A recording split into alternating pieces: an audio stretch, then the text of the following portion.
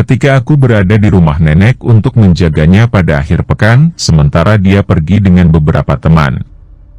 Aku sedang tidur di kamar tidur tamu di sebelah kamarnya. Kamar tidur tamu memiliki 2 tempat tidur yang di dalamnya aku dan saudara laki-lakiku akan tidur ketika kami menginap di rumahnya. Aku mengambil tempat tidur di sebelah jendela, tetapi sebelum naik ke tempat tidur, aku memeriksa semua pintu untuk memastikan pintu terkunci. Ketika aku naik ke tempat tidur, itu masih pagi dan aku tidak benar-benar tidur untuk sementara waktu. Tidak banyak yang bisa dilakukan di rumah nenek, aku ditelepon selama 1 jam oleh seseorang. Saat itulah aku pikirku bisa mulai mendengar suara seseorang di luar.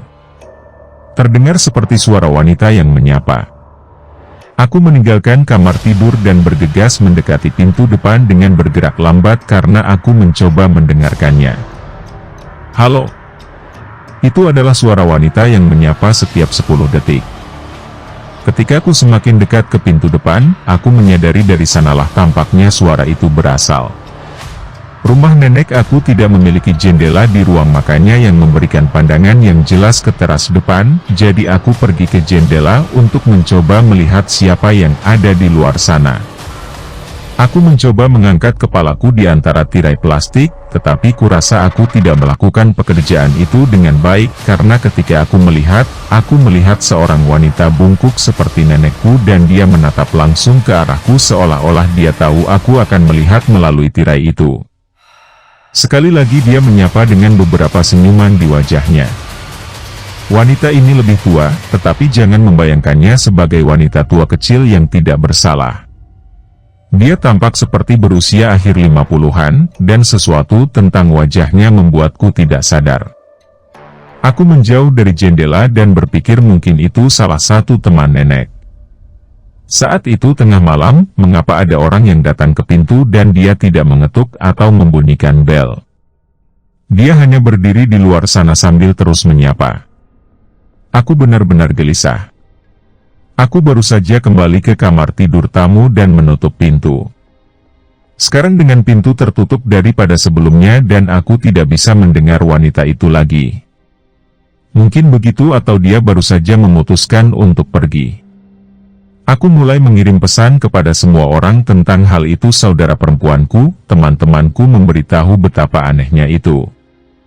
Tapi cukup banyak waktu berlalu dalam keheningan dan aku mulai tenang. Kakak perempuanku menyuruhku untuk menelepon nenek, tetapi ada kemungkinan 0% dia bangun dan dia bahkan hampir tidak pernah memeriksa ponselnya. Persis seperti itu, sesuatu memecah keheningan. Dan aku merasakan rasa takut yang menyakitkan di area dadaku, tubuhku memasuki mode pertarungan atau lari. Tak lama setelah itu aku mendengar suara yang akrab itu menyapa. Dengan dorongan adrenalin itu, aku kira aku memiliki kepercayaan diri ekstra untuk meraih tirai dan mendorongnya. Di sana aku bertatap muka dengan wanita tua yang mengerikan ini dengan hanya selapis tipis kaca di antara kami. Aku berteriak padanya sambil tersenyum. Aku menarik tirai kembali ke bawah dan berlari kembali keluar ruang tamu. Aku melihat sekeliling rumah lalu berlari ke atas untuk memasukkan diriku ke kamar tidur tamu di lantai atas. Aku tidak ingin menelepon polisi. Aku tidak tahu mengapa aku ingin menunggu saja.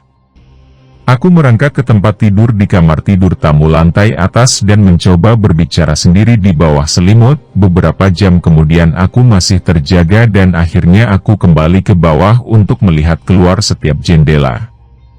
Wanita tua aneh itu sepertinya sudah pergi. Keesokan paginya aku menelepon nenekku menceritakan apa yang terjadi. Dia mulai berteriak di telepon seakan dia jelas panik dan tertekan. Dia memberitahuku bagaimana beberapa hari sebelumnya dia diawasi di toko bahan makanan oleh seorang wanita yang sekitar 10 tahun lebih muda darinya terus tersenyum padanya tanpa alasan. Aku mengatakan kepadanya untuk tenang.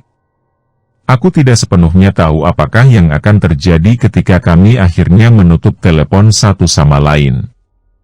Aku memang harus memikirkannya 2 kali. Nenekku yang berumur 75 tahun telah kehilangan sedikit akal sehatnya, jadi aku harus mengambil beberapa hal yang dia katakan dengan sebutir garam.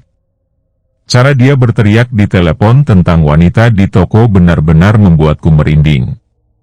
Aku masih bertanya-tanya apakah itu